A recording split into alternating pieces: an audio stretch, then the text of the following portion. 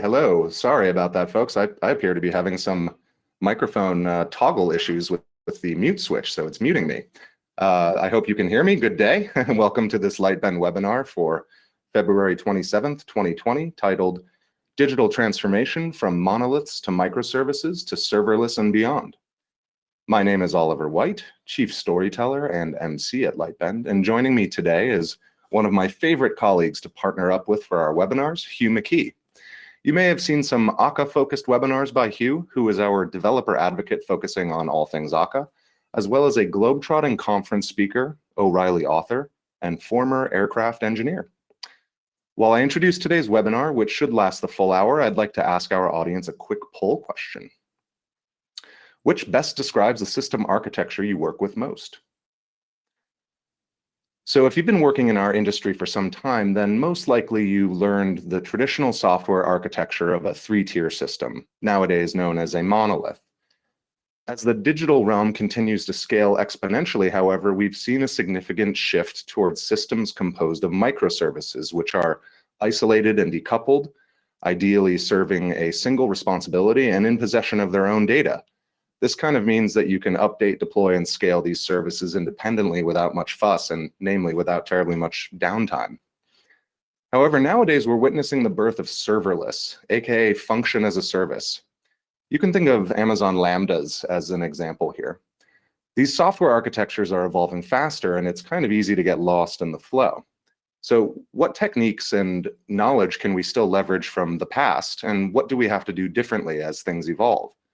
How do things like messaging guarantees, distributed state management, data consistency, system architecture, and overall observability for these production systems work in an ephemeral world of serverless functions? That's exactly what Hugh is here to tell us about today. He's got a very good-looking visual presentation to take us through, in which we review the ramifications and opportunities along the evolution from monoliths to microservices to serverless and whatever may lay beyond that. Okay, thanks for voting.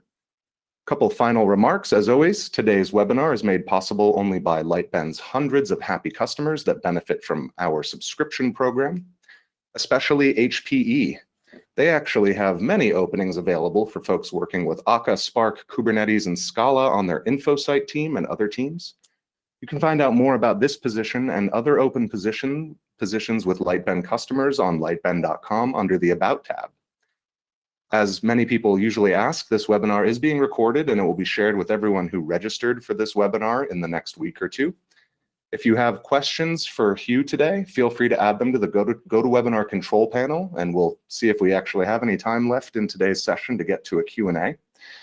Of course, if you are an existing subscriber, then you are hopefully aware that you can reach out directly to our expert engineers through the customer portal, so you can ask your additional tech questions, what-ifs, how-tos, and best practices there. Okay, that's enough out of me. Let's hand it over to Hugh. Hugh, great to see you again, sir. Thanks for joining us. Can you hear me? Yes. All right. Are you also struggling with GoToWebinar today? I had a very bizarre thing just occur with the audio. It automatically muted me over and over and over again every second, so. Yeah, I was on earbuds, and now I'm back on the speakers on the laptop. I hope this works okay. Well, they should be running Akka. Yes, anyway, let's hope that today's session goes through without any more of a hitch. All right. So thank you everyone for joining. I apologize a little bit in advance. I'm getting over a cold, so I've got a little bit of congestion, but it's not too bad. I hope I can get through this without coughing or hacking too much in the presentation. But in any case, this presentation, as Oliver said, is kind of a visual presentation. Lots of pictures and words for me, but not a lot of words on slides. And the reason for that, a couple things that I wanted to do, but I just think that pictures often convey more meaning, especially when you're dealing with things like at a higher level, like a architectural level, than words and PowerPoints or whatever.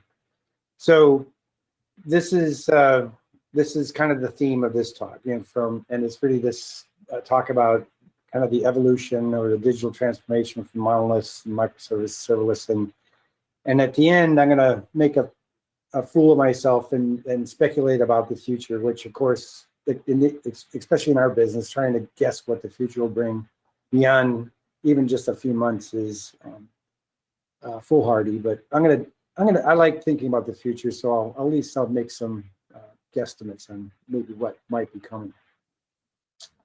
So this journey is kind of through this diagram, and the idea is that the different boxes here represent different things. So of course, and you can probably guess just by looking at it. On the left, the bigger box represents a monolith, and then right next to that represents, say, microservices, and then after that, something that represents serverless, and then the and beyond part, the kind of what's coming in the future. But this was one of the main reasons I wanted to kind of do this kind of 3D view, because when you look at the picture here, monoliths, microservices, serverless, it's pretty obvious that there's something going on. And one of the most obvious things, of course, as you probably already guessed, is we're going from, say, coarse grain types of applications and the way we build applications, the way we deploy and run applications in production, to ever finer grain implementations. So things are more fine grained, say, from a monolith to microservices. And this is still kind of up for debate, but in general, the thinking is that, and what some of the people have already been doing in the serverless space, is that the applications are typically even more fine grained than you would normally see, say, in a microservice type of implementation. But the idea here is that these three things are functionally equivalent. That what was formerly, say, done in a monolith is now functionally equivalently be done in a microservices. Or same thing with serverless. And it's just this kind of scale of increasing granularity. But one of the questions is, well, why are we doing this? And the wronger answer is that it's really cool. Of course, that's what we want to do, because we want to do, many of us want to do the new things because it's the cool things. And it's fun to try and learn new things and use new technologies and do something different than what you've done before. But the real reason, I think, this should be first and foremost, why any technology choice is selected, and it really should be, how is it enabling your team, your company, to innovate more quickly? And what I mean by this, increase your innovation velocity. And what I fundamentally mean by this is that it's increasing your ability to implement new features, for your users, for your customers, for your, say, internal users, whatever the application may be. But there's almost this race now of companies outmaneuvering themselves with the ability to innovate more quickly. And we're seeing more and more examples of this. But at the same time, and we run into this all the time at Lightbend when we work with potential customers, is we're almost begging them, you've got to do something. You've got to move forward. You've got to do things where you can make changes and to your systems more rapidly to keep up with the demands and the expectations of your users and of your customers. On a little bit more technical level, though, this move is to, say, more coarse grain deployments to more finer grain deployments. Things are independently deployable.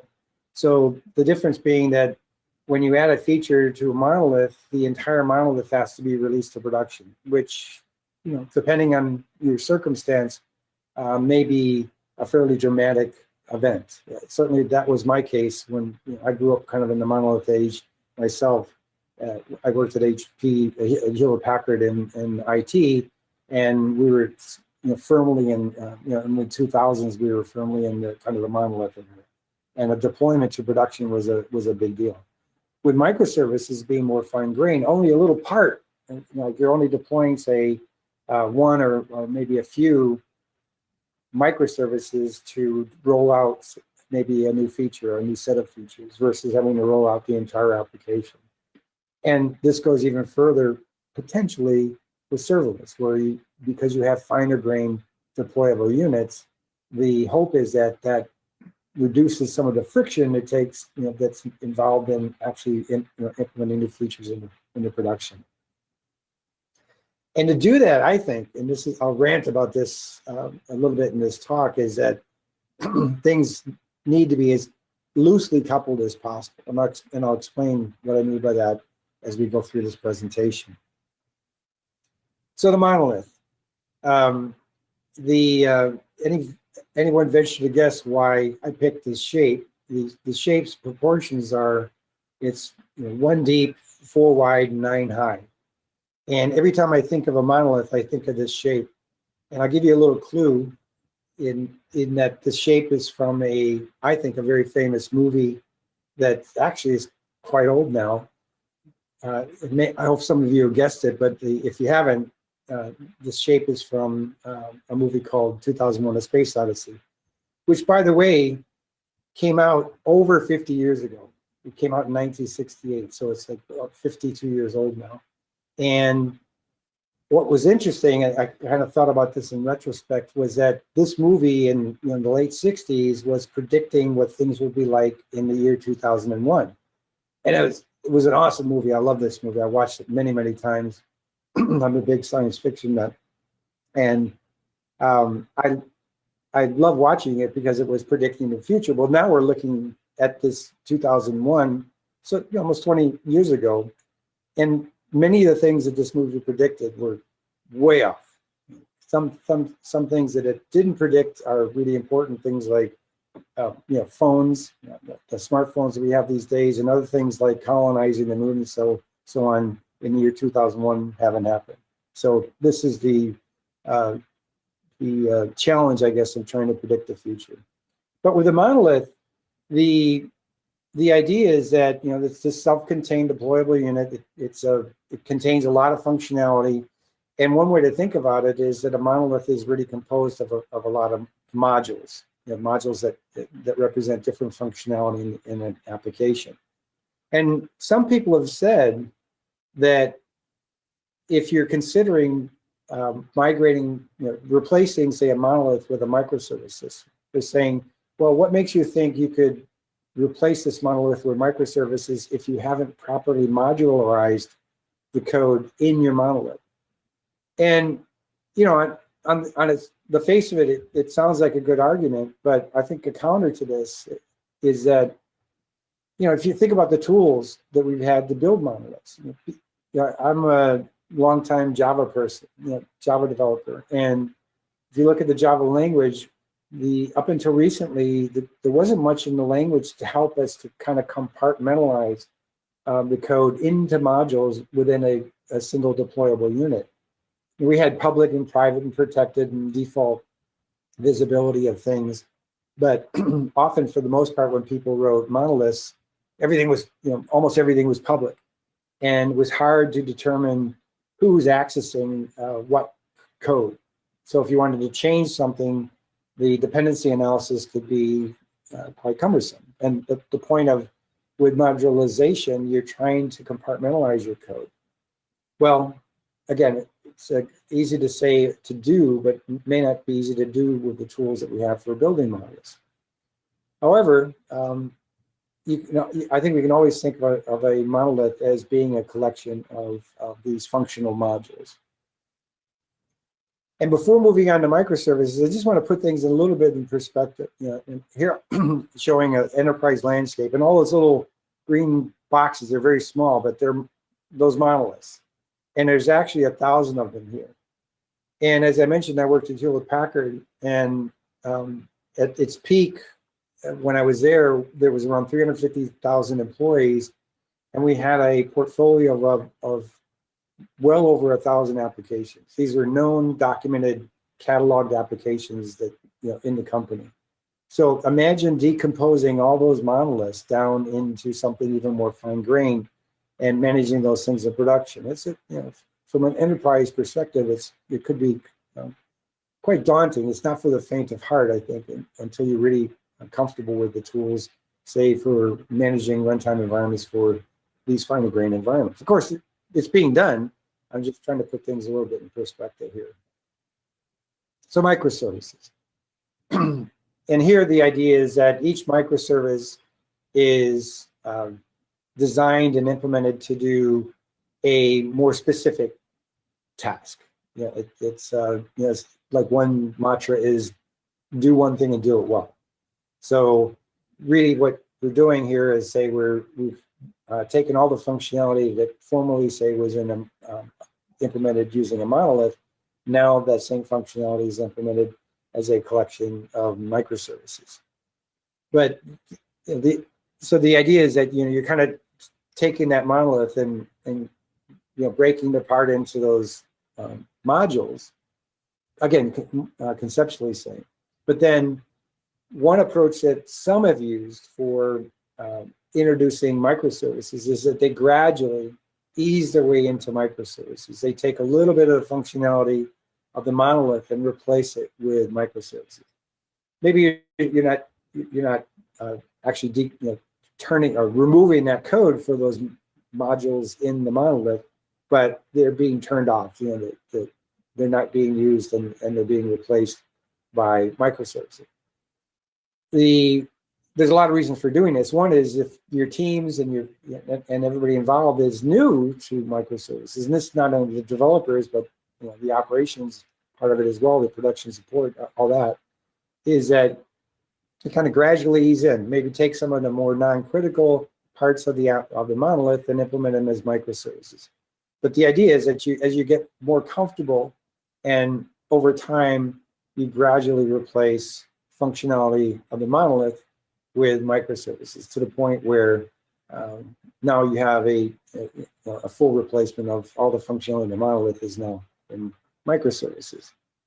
And this continues, and what I'm showing here is that, and it's not a specific ratio. I'm not saying that for every microservice there's 8 serverless functions, but what I'm saying is that there often is a little bit finer level of granularity when you move from microservices to serverless, where it's the same mantra again, that the function as a service is do one thing, do it well.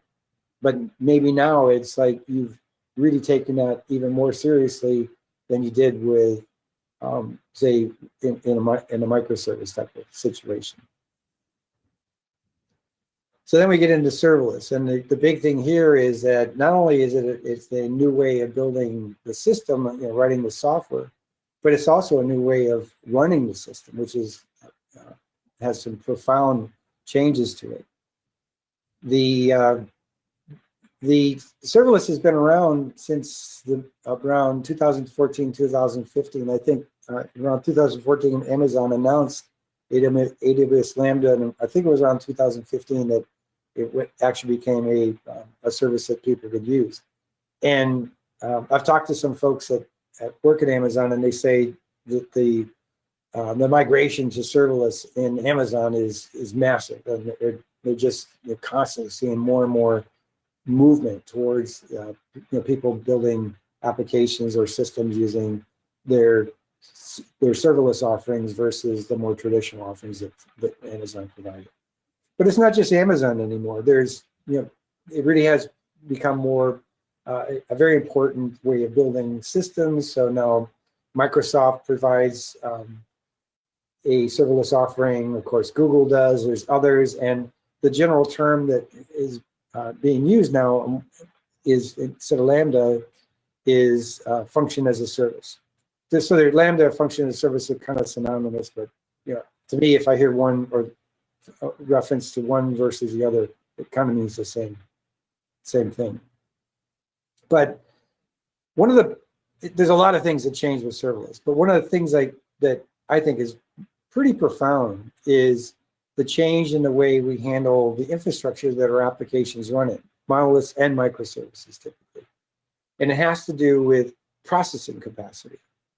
So here what I'm showing is that I'm kind of breaking down processing capacity into 2 simple dimensions. One axis is CPU capacity or processing capacity. The other axis is memory capacity. And I know in the projects I worked on, like at HP, the dreaded question that always came up was, well, how much capacity does this application need? And often this could be even for a new application, and we had no clue what the traffic was going to be or what the performance of the characteristics of the application would be. So we had to make these wild guesses about how much capacity we need. And the real challenge is that you had to have sufficient capacity to handle the spikes. And that's what I want to show here, is that, say we've got this bare metal server to start with, and it's got so much CPU capacity and so much memory capacity. And this little green box represents a process running in this on this server. So the process runs, and depending on the traffic to whatever this is, say it's a monolith or a service or whatever it might be, the traffic's coming in, so it eats up more CPU, it eats up more memory, it bounces around depending on the traffic. So we're kind of jumping around, but the challenge is here is that you have to have sufficient capacity to handle your spikes. Now, what the spike is, like what your peak load would be, is very application dependent, but that was a dreaded thing. Are we going to size this to have sufficient capacity for the peak loads? And this is where things became, often is pretty static. You had to have that capacity sitting there all the time to handle the peak loads. Now, there has been some level of elasticity that we had, like being able to introduce new servers and so on over time, but kind of at the end of the day, you were still paying for a good chunk of CPU and memory capacity to have that was sufficient to run your load right now. And the real situation is that it was that peak, but like I'm showing here, okay, we hit the peak, but the rest of the time, which is most of the time, this process isn't eating up much of the capacity. So we're just kind of bouncing around in our normal day-to-day non-peak load, and we're not using anywhere near that capacity. The end result on average is that the actual utilization of the capacity that we're paying for is typically on the order of about 10%. This was the case back at HP with tens of thousands of servers that HP had in IT. And this drove my management nuts because they would get the reports on the utilization and they would see this, across all these beautiful machines that we had at the time, we were only using about 10%. But primarily this was because we needed the capacity to handle our spikes. And it doesn't change no matter what the environment. So just real quickly, I'm just showing virtual machines, which could be cloud machines. In the cloud, when you run stuff, you basically are setting up VMs of some kind. It's real easy to do. You can spin them up in minutes, but still, you're spinning them up. They're sitting there waiting to run stuff, and you're paying for that capacity while you're running. And even in the cloud, often the utilization is around 10%. And along comes something really cool with Kubernetes. But even with Kubernetes, we're still essentially playing the game of the two-dimensional game here of how much processing capacity to have, how much memory capacity to have. It's a little bit better, I think, at handling this, because what's nice is what I'm showing here is like a Kubernetes cluster in its component, and they call them nodes, and say there's 8 nodes in this cluster. And say multiple applications could run in this environment. But it's still playing the game because in Kubernetes, the thing that you run is called a pod. And a pod runs containers. And the containers run processes. So guess what? When you describe a pod to be run in the Kubernetes environments, one of the critical characteristics that you have to define of the pod is how much CPU does it need, how much memory does it need. So what Kubernetes is doing is that it will try and find a place somewhere in the cluster to run your pod, depending on how big it is. And now it also has auto scaling and so on capabilities, where it can run more pods if the given pod gets busy, but it's still playing this kind of game. So what I'm showing here is like the bottom 3 nodes in this cluster, and the node on the left here is fully utilized. It's running 4 pods, and those 4 pods have claimed all the CPU capacity. It hasn't claimed all the memory capacity, but it's claimed all the CPU capacity. So that node is used up. So when other pods want to run, Kubernetes has to figure out where is there an open space to run this pod. Excuse me. So the game continues. In serverless, this all goes away. This is one of the really cool aspects, and this is why they call it serverless. Because from our perspective, of the people that are building the applications, the people that are running the applications, we don't have to worry about that capacity. And we are basically just defining, here's my functions. I want these functions to run. If the functions get busy, they can scale up. You know, the serverless environment will scale up. We can put a limit on it, but it will scale up. And the infrastructure that is running all this is not our problem anymore, basically. It's the service provider's problem. It's Amazon's problem. It's Google's problem, whatever platform you happen to be running on. We don't worry about that. And we're only paying for what's running. So when you get a spike, you're paying more. When you're not at a spike, you're paying less. Now, there's a lot of discussion going on these days about the costs. You know, some people say serverless costs more than non-serverless. Other people saying, well, no, we went to serverless and it costs way less than when it cost us before. So it's all over the map what people are saying with cost. But I think, to me, the two fundamental differences are we don't worry about infrastructure anymore. We don't worry about scale. We don't worry about elasticity. And we don't worry about things breaking. If, say, an underlying machine that some of our functions on breaks, those functions are brought back to life somewhere else in the serverless environment. That's not our problem. We don't have to write code to deal with that. None of it. So I think that's very cool. The other big thing is that there's a whole new game of cost. You know, and you'll hear the term scaling to zero, which means, you know, if your application's not doing anything, it scales back to zero and you're paying for nothing. And I think this is one of the characteristics that's really potentially going to be very profound for developers. Because as a developer, if you want to play with serverless, and maybe your team wants to play with serverless, and you want to just test it and run some stuff, so you deploy stuff to a serverless environment, you maybe run some tests, maybe you run some load tests and see how everything works. And then when you're not doing anything, your costs are zero. Now compare that to pre-serverless, where regardless of your environment, you know, I've heard, I think we've all heard the stories where people have spun up a test cluster in Amazon or, you know, wherever, and they forgot to turn it off after they were done. And well, the meter's still running there, you know, and you get it, and maybe you forgot for 2 months, and all of a sudden you get this big, huge bill. It's like, oh man, I forgot to turn this thing off. With serverless, that's not a concern. So for developers trying out the serverless environment and the tools and everything, I think the friction for doing that is going to be significantly reduced. I think it's very profound. So going back to the monolith, the point I want trying to make here is that with the decomposing, say, monoliths into microservices or functions as a service, it's easy to think about decomposing the code, but there's also the data that we have to deal with. So typically with a monolith, we didn't only have just monolithic code, but we had a monolithic database. And often what is being done when people move to serverless is that it's easier to get justification, permission, or whatever you need to move to, say, a microservice environment and break up the code, but often it's very hard, or much harder, to break up the database. Now, I'm not saying this is a bad pattern. This is fine as a pattern for building systems, but it does come with some cost, and it really has to do with coupling. Because imagine that you and I are on a team that's responsible for a certain microservice, and we want to make some schema changes.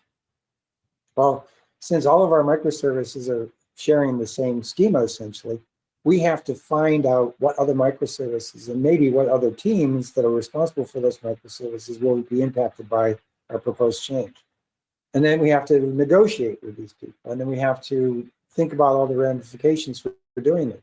This form of coupling is really a form of friction. It's slowing us down as far as our ability to innovate, add new features. So the idea is that one thing to strive for is that each microservice owns its own schema. So that's what I'm showing here. I've got a system composed of, say, a bunch of microservices, and each of those microservices owns its own schema. And this is much more loosely coupled. So now, if you and I want to make some schema changes, well, that schema is private to our microservice. Nobody outside of our microservice should know what that schema looks like. The only public exposure we have of our microservice should be the APIs that microservice provides. Everything else should be private.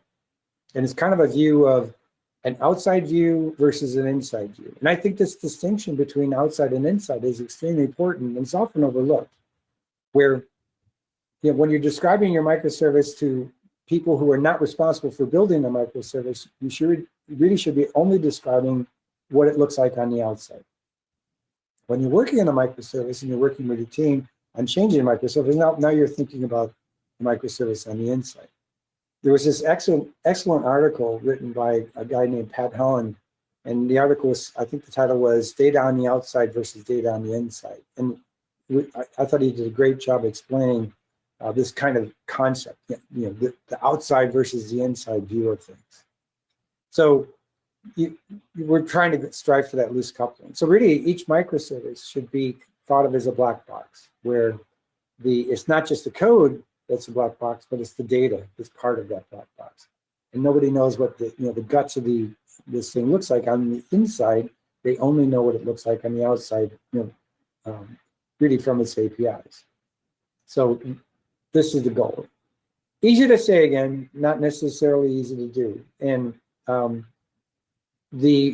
both approaches, with the monolithic databases or not, are fine. Lots of people are doing this. I'm not saying it's really bad if you do it, say, with a monolithic database. I'm just saying that there's some potential advantages, but also potential complexities with going one approach or the other. But the general consensus is that trying to do this black box is a pattern to strive for. And another example of coupling here, I'm showing this the same microservice system, but I've arranged all the microservices into a ring. The reason I want to do that is I want to show a common, very, very common pattern with microservices these days, is where, say, these 4 lines that are connecting the boxes on the top represent services that talk to a message with this service on the bottom. This is really easy to implement. RESTful, kinds of interactions between services is super easy to implement. There's great tools for doing it. There's no problem, but it's a form of coupling. And if you really think about it, this is kind of a monolithic thinking in a way, because it's essentially these top services are making remote procedure calls to the bottom service. So it's a form of coupling. Part of the concern, I think, is that it kind of when you're running. There's coupling at the development level, but at the production level, when you're running, what happens when, say, this bottom service goes down, or often even worse, it just slows down? Well, that has an impact on the dependent services. So it's this form of coupling, this kind of form of, it's almost kind of perpetuating monolithic thinking into a distributed world. The blast area of, say, one service is going down can be pretty high. All the other services that depend on it could be drastically affected. And regardless of the fact that there's circuit breakers and so on, circuit breakers are great, but the fact of the matter is that the top services can't talk to the bottom services. So if they're still working at all, they're working at diminished capacity. An alternative is a more kind of asynchronous type of approach. And that's what I'm trying to show here. So say I get the same microservice system, but now all the communication between the microservices is going through some kind of a message bus, like Kafka, for example. And just for fun, I'm showing some of these services are what I'm calling analytic services. And the reason for this is I'm trying to push the whole concept of the outside view versus the inside view. On the outside, these analytic services just look like any other service. They consume data, they produce data. On the inside, they could be really cool. They could be doing machine learning. You know, they were built using that. They've got all kinds of really cool analysis going on, but that's the inside view of the service. So from an architectural perspective, yeah, fine, you know, this is a really cool MI service, but on the outside, I really want to know what's it consuming and what's it producing. How does it play with the rest of the services in the application? So that's what I want to walk through here. Is that I kind of walk a little scenario here where the service, where I got this red arrow pointing at it, it's going to be doing things. Something's triggering it to publish a message to a topic in the message bus infrastructure. And then as an example, say there's 3 other services that asynchronously consume those messages. So these guys are decoupled, and the communication that's occurring between these services is asynchronous versus the previous example with the ring, which was a more synchronous type of approach. So this service is publishing messages. The other services are picking it up. And then this one service over here that lit up on the right has been consuming those messages, but that was an analytics service. And say it was looking at user activity. Maybe it's a fraud detection service. It goes, hey, I've just detected some user activity that looks suspicious. So it publishes a message saying, hey, suspicious activity. Maybe my account has been compromised, and it's detected that. So it communicates that with the other services that subscribe to that topic, all asynchronously. And one of those services happens to be our example service that at the beginning of this scenario that now knows that, say, my account has been compromised.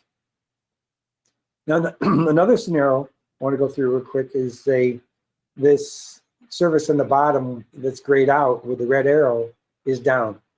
And we walk through the scenario again where the service on the left is publishing, but that service on the right that's down can't consume because it's offline. Well, the service on the left is publishing, so the service on the right is falling behind. Excuse me, but when that service comes back online, it can catch up. It picks up the messages that have been sent, and now it's caught up. This is often a hard type of change to make in the way you think about systems. I've done this presentation before, and one of the common questions was, well, you know, it's kind of related around transactional thinking. I have a distributed transaction that has to get done. How do I ensure that it gets done? And it's hard to think about those kinds of transactions when you kind of go from a synchronous type of a flow, or even a monolithic type of situation where in a monolith, the transaction is done nicely as a single transaction against multiple modules. In the distributed world, it gets much harder. In an asynchronous distributed world, it's a completely different way of thinking about doing things. But there are big advantages to doing this. Performance, response times, modularity, loose coupling, and so on and so forth. I'm not saying it's easy, but I think it's a really interesting pattern to consider here. So moving on into serverless. Serverless is really interesting. And one of the ways I've been kind of looking at it, because I'm studying serverless, I'm new to it, as I think a lot of us, is that it's got these nicely constrained, as I'm saying, calling them building blocks. So here's an example. You write a function. The function is wired up to receive requests from over the edge. You know, say maybe it's an HTTP request that comes in from a customer device, a user device, or it's something coming in from a automatic device, an IoT device. Doesn't matter. These are devices that are over the edge of the system. They're sending requests in over the network. Those requests are routed to functions. So the request comes in on the top left.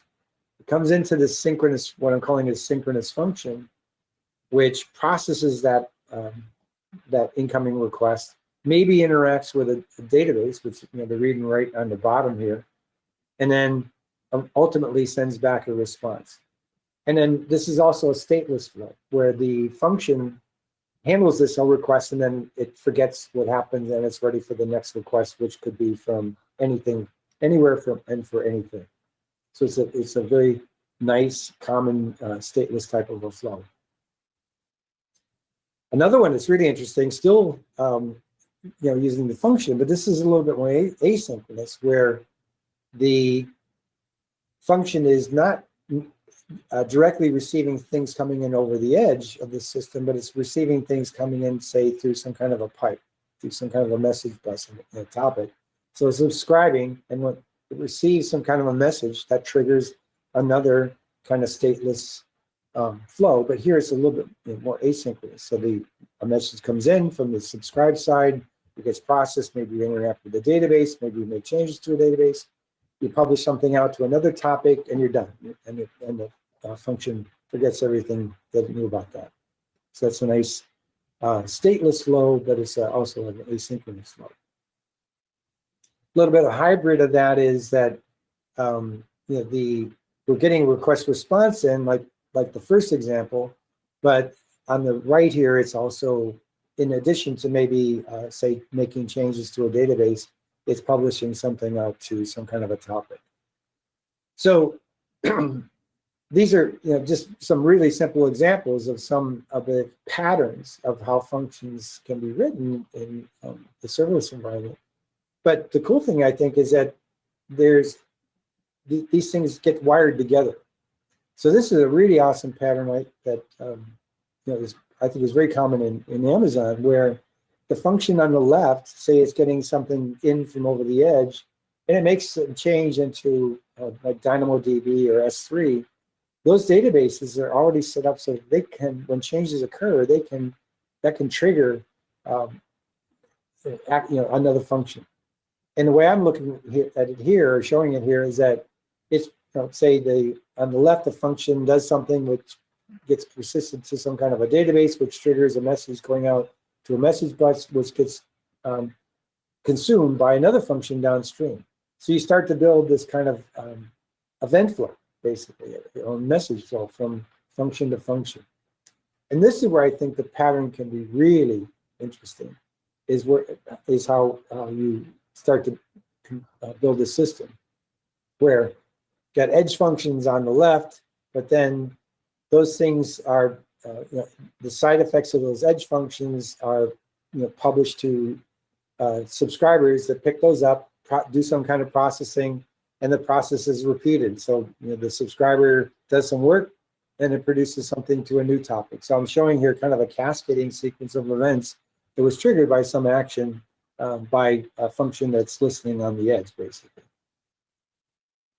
So to kind of wrap things up with where the and beyond. So some of it's things that are coming soon, and some of it's much more far-fetched. But this pattern that I was just talking about, the one thing that I think that's already starting to happen, but I think it's going to be become pretty common, is that the input and output, like the input is red on the left function here, and the output is green. That what I'm showing here is that not necessarily that the edge function is responsible for sending responses back out over the edge, but it could be a downstream function. So there's this cascading sequence of processing that occurs, and some of those functions can reach out and maybe, say, for example, you're building a mobile app, and this is the back end for a mobile app, and the mobile app sends something into a function on the left, which triggers a whole cascade of processing through this kind of a flow, but then output comes down back to the device, back to the mobile phone, for example, downstream. So there's this interaction. Amazon's already done something, from what I understand, in this area, and I think we're going to see more of it, where as things flow through a series of functions, it's still possible to talk back to the outside. It's kind of tricky, but as developers, we're not really involved with a lot of the complexity and make this work. This is something that's coming from the services that we're using in the serverless environment. So the kind of going back to that first function, this is a form of stateless crud. create, read, update, delete. And this is a really well-known pattern. It's used a lot. We all, we all really pretty much know how to do this. It works great most of the time. But there are new patterns that have advantages over the stateless CRUD. And one pattern is what I'm calling here a stateful entity function. And what I mean by this is that there are technologies that are being worked on now where some functions actually maintain state. So for example, say we have an application that's handling orders, and there's a bunch of users working on the orders right now. So for every order that's being worked on the outside world, interacting with the system, on the inside, there's a specific function. So like I have a function for my order. You have a function for your order. Someone else has a function for their order. And this function is actually maintaining state about your order. It's like, what does your order look like right now? Well, the function is keeping that. The way that's done is that this function is built using kind of a pattern here where when the function first comes to life, say a request comes in, if there is state for that particular thing, that particular entity, like in our case, an order, it has been persisted, that state is recovered. So it's fed in through this event login. So the first thing that happens is the function recovers the state. Right? So now it knows what my order looked like the last time I touched it. And then from that point on, as changes come in, this command in, this triggers work, but the only output, the only I/O that's happening during this process is we're persisting new events.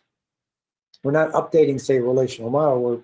We're persisting new events. So this is a stateless way of doing event sourcing, where your data model is actually a simple key value table that is composed of all the events that we use to build up the current state of the entity.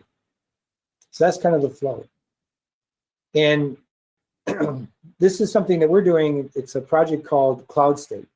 And it's an open source project. You can go to cloudstate.io and check it out. It's really interesting. This is a definitely work in progress for us, but also for the open source community.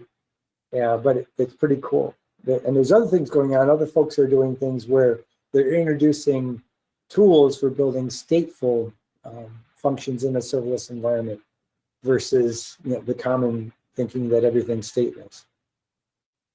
So just to kind of wrap up, the things are moving very, very quickly from a technology standpoint. I think there's kind of a building level of urgency that all of us need to be moving in this direction, because the people that are moving in this direction often have a better business chance of surviving, actually, to be honest, than the people that are lagging behind. But also, what I think is really interesting, especially as we're getting into these more fine-grained ways of building systems, it feels more organic. That you got these systems that are composed of things that are tied together. And I know some of you are probably thinking, is like, oh my gosh, this is going to be a nightmare. How do we maintain a system like this? How do we build a system like this? How do we handle things like message versioning and so on? And those are really, really good questions. And they're not, and I don't think there's great answers for all of those things yet, but there's a lot of big brains working on this, and they're working very, very hard, and changes are happening very, very fast. So ultimately, I think in a way, our technologies are evolving to a more natural way of doing computing. If you look at how nervous systems compute, they're kind of doing things the way I was just talking about, where there's a cascade of something happens, some stimulus comes in, which triggers a massive cascade of processing that flows from say neuron to neuron to neuron, and ultimately some work gets done. And that's how we work. So I think it's pretty cool. So that's the end of the 3D journey here to the from monoliths to microservices, serverless, a little bit of beyond. I really appreciate you taking the time to listen. Here's the cloudstate.io. Microsoft is doing something called Dapper.io. And then there's another player out there that popped up recently. It's called Stateful.io. So if you're interested, check out those websites. It's a really awesome work happening in this space. The slides for this deck are available in this link, and I think we're going to be providing another link to the slide deck after this talk. And thank you very much. I'll turn it back over to you, Oliver. All right, thanks, Hugh. You know, I've seen the slide deck, but this is the first time I've actually seen you present it, and I have to say it makes a lot more sense with you captioning what's going on. Quickly, I believe that Dapper, the Microsoft project, just announced that they have integrated with CloudState. Did you see anything about that? No. Okay. No. You've been traveling so much giving this talk that you haven't seen the latest development. So that's something cool. If you follow Lightbend on Twitter, you should be able to see a retweet of that. Awesome. So this is interesting. So yes, we do have time for a few questions. First of all, one of the questions was, what tool did you use to make this presentation? Because it's obviously not a PowerPoint thing. No, I used it's open source. It's called Blender. It's an awesome tool. I'm a total novice with it, but people actually do movie quality 3D animation with Blender. You can go to blender.org, and it's a massively interesting tool. But the nice thing was you can make these kind of three-dimensional things and then position cameras and set up the lighting and everything. And I thought it was a lot of fun to maybe do something a little bit different with the visuals instead of, I hate, slides with a bunch of words on them. I would much rather have a picture than a bunch of bullet points on a slide. Right. Especially for if you're giving a talk compared to sending someone a presentation. Yeah. All right. So blender.org, that sounds very cool. I'm going to see if I can play with that myself. All right, let's get into the questions. So one question is about this kind of evolutionary change. And, microservices became a huge buzzword 4 or 5 years ago. Now everyone's talking about it. There's a little bit of backlash, especially from people who say, not everyone needs microservices. And before you go down that path, maybe you should see, is your monolith actually working well enough? And for those where the answer is no, then microservices is a good choice. So the question is, do you see serverless as a necessary evolution from microservices, which still a lot of people are just starting to embrace and see how they can fit that into their organization? Yeah, and I think, like I said at the very beginning, the justification for making any kind of technology change should be grounded with, this is going to help us move faster. It's going to help us increase our innovation velocity. And with a monolith, if a monolith is working for you, and a lot of them will, there's no reason to do anything. If you can maintain it, and you're happy with how quickly you can change things and the day-to-day living with it in the production environment, if everybody's happy with it, why are you going to break it up and change it? So the pain has to be pretty real. Yeah, and there's got to be good motivation. Like, we can't evolve this application quickly enough. We got this backlog or this technical debt that we really need to overcome. What can we do? And then, and the challenge is, though, if you're looking at, say, microservices, serverless, without having actually used it or having experience with it, it's difficult to judge, is this the right way to go? On the other hand, there's every day, every minute, there's a growing body of people that have experience in these new technologies, and it's we can make better decisions about should we do this or not. Another thing I'll say, though, is that with microservices, it's been kind of a wild, crazy, open thing. People are saying they're doing microservices, and how they do it is all over the map. And like one term we've used at Lightbend for a long time is microlith, where people are taking building microservice systems, but it's really a distributed monolith. And so what did you gain from that? And it's all these remote procedure calls that I showed earlier in the presentation and so on. What are you gaining from that? As it has actually increased your ability to run well, to have good reliability, good scale, handling the load properly. But also is actually just as importantly, can you evolve this application quickly or not? If everything's tightly coupled and you kind of have a distributed monolith, maybe you do have a lot of friction. And I actually don't like the term serverless so much as more as I like the term frictionless. You should be moving towards less friction for doing things, less friction for building the system, as well as less friction for running the system. And I think serverless is a little bit more nicely constrained. The patterns for how you do things aren't quite as wild and open as they were it's more, so you're saying serverless by necessity has to be more prescriptive. Yeah. Mm-hmm. Yeah. Okay, thanks for that answer. Let's talk about observability and monitoring in serverless. One of our guests today asks us, some people have a hard time finding out, doing a stack trace on a monolith and finding out what's wrong. So if you've got 1,000 serverless functions, how do you actually monitor and more importantly, observe that system architecture and especially drill down when things go wrong? What's the path there? Yeah, and that's really a great question, and it's a difficult one.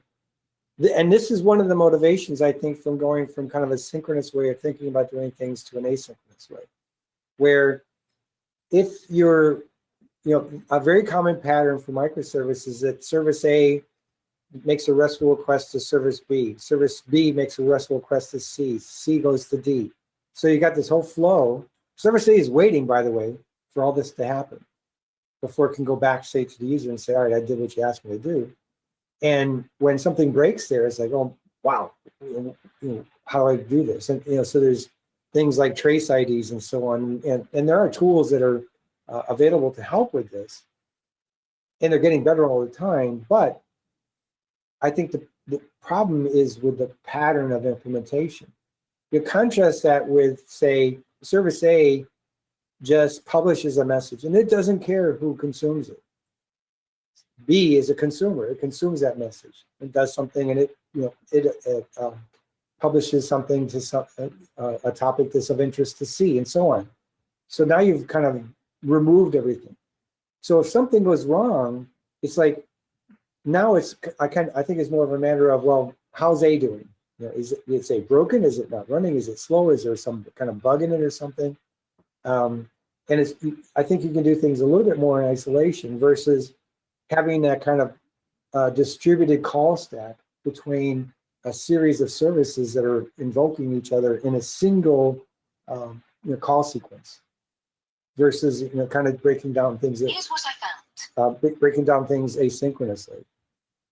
I think you just activated Siri with a combination of words there.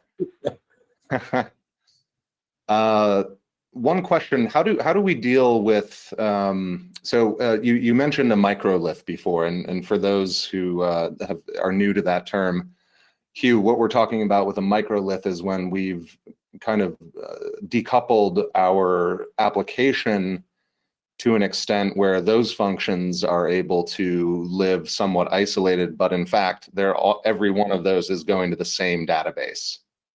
Is that accurate? That's that's one definition. It's also, though, the interaction between services, and I think that's more problematic. Okay, so the interaction between services. So the question comes down to, if working with a distributed database in microservices is a new paradigm for many people, and that has its own challenges. How does data consistency and, let's say, messaging guarantees, so that duplicate messages, for example, are handled, dropped messages are handled, how does that all work in a serverless architecture? Well, how would you prefer it work, let's say? Yeah, and I think that the game changer here is that we now have systems that will guarantee the delivery of messages. So every single message that's published is consumed by everything that's supposed to consume it. And there's a way, there is a way, to do that. And so there's a way of building things like, how do you build a producer? How do you build a consumer? Publisher, subscriber. On the subscriber side, the general concept is that it's at least once delivered, meaning that you're going to get every single message, but you might get some messages more than once. And it's just it's just kind of a reality of distributed systems. Now, some systems like Kafka has what they call exactly once delivery, but what's happening there is that they're actually filtering out the duplicates themselves. So that our code consuming from an implementation like that with Kafka, the duplicates have been filtered out. And that's doable by us as well as developers. But the reality is that you can have a system that talks to each other through messages that are done with at least once delivery, and every message is going to go through. So you do have things like eventual consistency where something happens in one service and then it publishes, yep, I did this.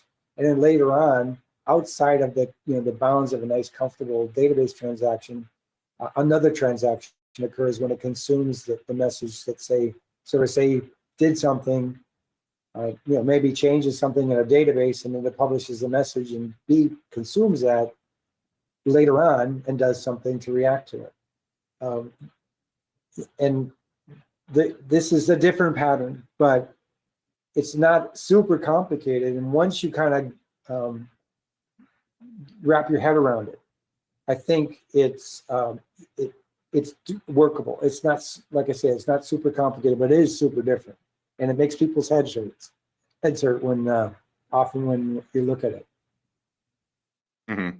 So it's something that kind of blows your mind a little bit, and then once you learn a little bit more, you realize, wow, this actually has some real applicability.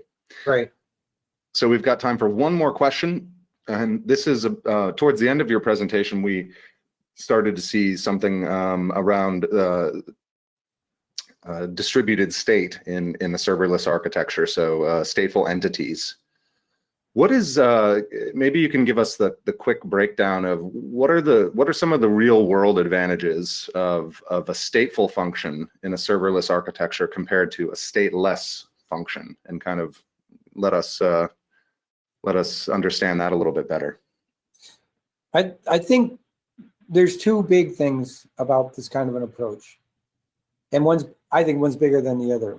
Often people will tout that there's a performance advantage to using this kind of, really it's fundamentally an event source type of approach. And the performance advantage is that with a stateless type of an application, the concurrency, there's still state. A stateless function or a stateless microservice or a stateless application, it still has to retrieve state from a database, make changes to that state, and then persist those changes back to a database, and then it forgets everything. So there's this constant cycle of retrieving the state, changing it, putting it back in a database. Well, as a consequence, the load of dealing with the concurrency issues is handled by the database. And you can throw as much hardware as you want at some of these databases, but you can get to the point where it can't go any faster, which can be a big problem for high volume applications. And with the kind of event source type of an approach, and with a stateful type of function, and Akka does this as well with stateful actors, that we're not having to constantly retrieve the state on every single request. The state's in memory, and we're only omitting or doing simple inserts. So the load on the database is reduced significantly, and as a result, the threshold, like the performance threshold of the application goes way up. So okay, that's one thing. So this is saying basically you don't have to keep pinging the database every time anything happens, because the data is traveling along with the function. Right, the data is in the function. Mm-hmm. I think the other thing, though, is that it really drives people towards thinking about event-driven, or I kind of like the term event-oriented systems. And this works really well because, like with domain-driven design, there's things like event modeling and event storming. And excuse me, and the outcome of that process is everybody's thinking about events, including the business. And then you go to build the system, and you're building an event-oriented type of a system. And as a really big advantage, I think this kind of data is fantastic for analysis, because you're omitting things like with an order, for example, with CRUD. If you remove an item from the order, it deletes it from the database. It's gone. Now you can argue, yeah, well, I can publish that I removed that item, but it's kind of an afterthought, I think.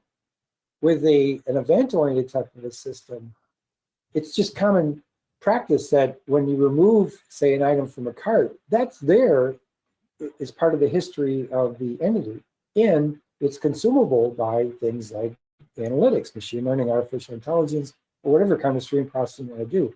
But I think we need to make this transition towards a fundamental event-oriented type of system. I think that's actually more important than the performance aspect of this kind of approach. All right. Well, folks, that's all the time we have for today. Thank you for joining us. Hugh, I really thought this presentation was one of your best, and wanted to thank you for joining us, even though you're a little under the weather. I'm glad to see that we didn't have any more audio issues on this recording, so we won't have to get our interns to chop up the video file very much. If anyone has any further questions for us, if you're a Lightbend subscriber, then you can actually go directly to our customer portal and you can get more information from our engineers, or you can follow Hugh on Twitter at McKeeH3, and maybe he'll between flights he'll have a chance to respond. So thanks once again to Hugh McKee and for everyone for joining us today, and I hope you have a wonderful rest of your week.